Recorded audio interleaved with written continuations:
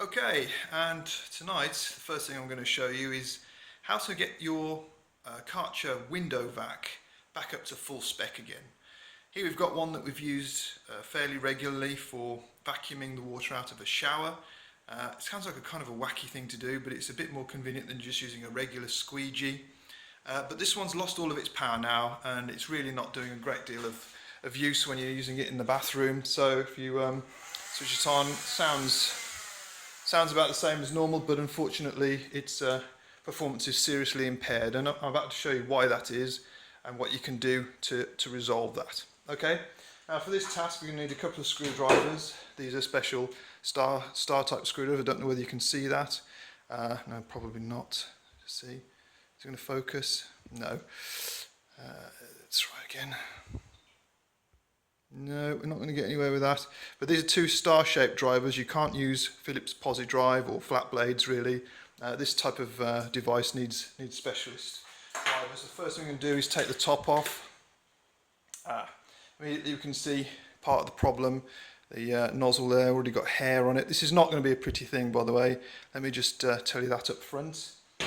The first thing you're going to see is that in here we've got a few screws. We've got 1, 2, 3, 4, 5, 6, 7 screws, and again this is going to need one of these posi drive type things, not posi drive, sorry, star screwdrivers.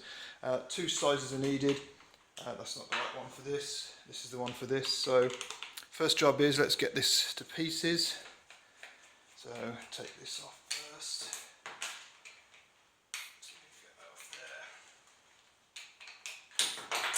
There we go. Couple more. Let's see if we can get these out as well.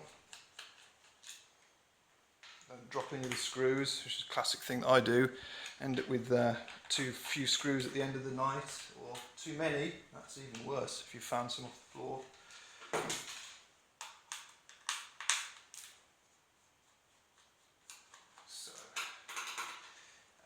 So back to the use of this in a shower. It really does work well getting the water off shower screen and things like that.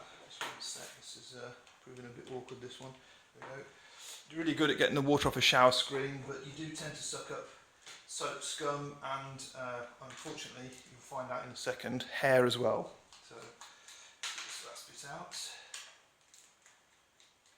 But this is a really simple job, and only takes a few minutes to sort out. Now you're going to have to take these out of here as well. Let me just move the thumb. So you've got 1, 2, 3, 4. This is a slightly smaller star driver. You will need the 2. Let's take this apart. Don't get your screws mixed up. Otherwise that makes for some fun reassembly. These are much longer though, so you should be fine with that.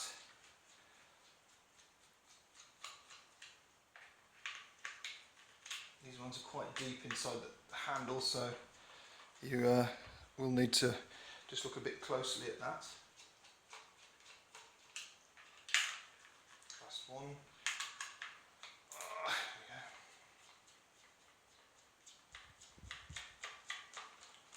Okay, so let's sort out the screws so we don't get them mixed up. These ones are off the blade area and these ones are off the handle. Should come apart now, I think. There we go. Right, now look at the state of that. Oh my goodness, it's like a mouse or something stuck in there, I think. That is frankly disgusting. Okay, wow. That is horrifying. So this is the downside about using these type of devices for keeping showers clean. You don't need to do so much work at the end of the week with your house cleaning fluids and stuff, but it does end up with this sort of thing happening, especially if you're like me, late 40s, you know, hair's starting to thin. The wife's got long hair as well, so absolutely disgusting. Just let me go and empty this into the bin. Alright, so back again. That looks slightly healthier. I think we can probably get this to pieces a few more times, and if you look in here, once again, it's looking a bit ropey. We've got lots of soap scum and a few bits of hair still. So my advice with this is just literally run this under the tap and give it a scrub out with your finger, or if you want to use, you know, the wife's toothbrush or something like that, just to get it nice and clean, probably a good idea. But I'm just going to open the rest of this blade up to make sure there's no more hair or anything trapped in this. How do we do this now? I'm sure I've had this piece before. Oh yes.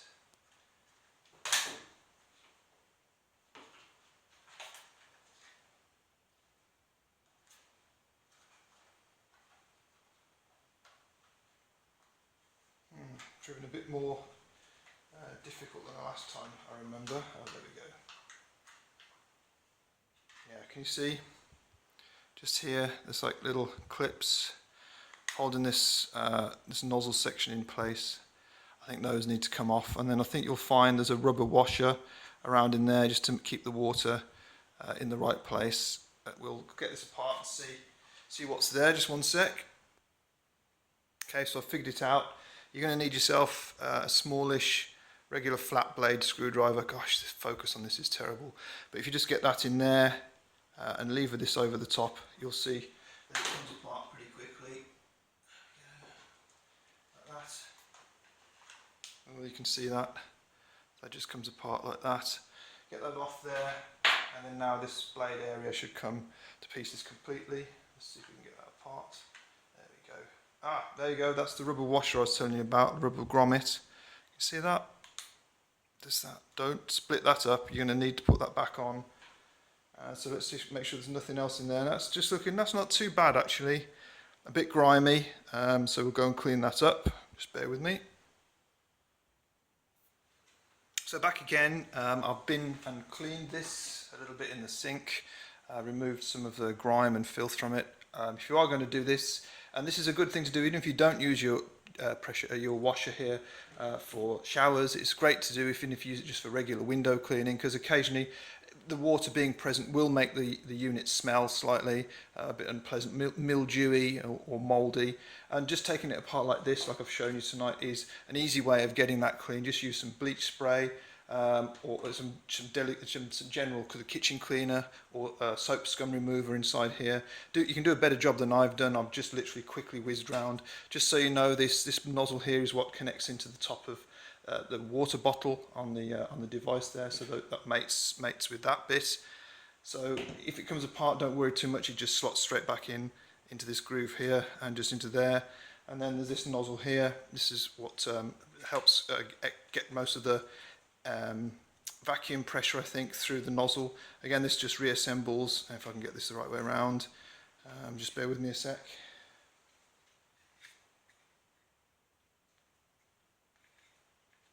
There we go, it just sits inside there like that. So you can see it's got the larger opening here and just hooks around into there. So now we're just going to put this whole unit back together, and I'll show you bit by bit as we go. I've got to be careful of the time though, because we're running out of time on the video. So firstly, let's get the blade section back together. This is relatively straightforward. All we've got to do is position these pieces back in a sensible fashion and put the screws back in. Don't forget this little fella here, the grommet. That's just got to go around the neck of those two pieces, just like that. Make sure it sits properly in the base there. I don't know if you can see that. Then get this section here. This just clips over, back on like that. Can you see? Make sure these little clips are clipped into place there and there, and that's essentially reassembled, ready to go back together. So I'm just going to put the screws back in here. So I've just reassembled all this. I've left this grey plastic bit here slightly loose for now. That may need to be loose for when we reassemble the two pieces of the head section there. So I'm just going to leave that, and we'll take a look at the head section now and get that bit back together. Okay, so when you put these back together, make sure you get everything back in the grooves properly. So I'm just going to see as I push this together. Yeah, and then there's a spring in the middle here. I don't know whether you can see that. That needs to make sure it mates with the other side there. So get everything back in position. Give it a bit of a push.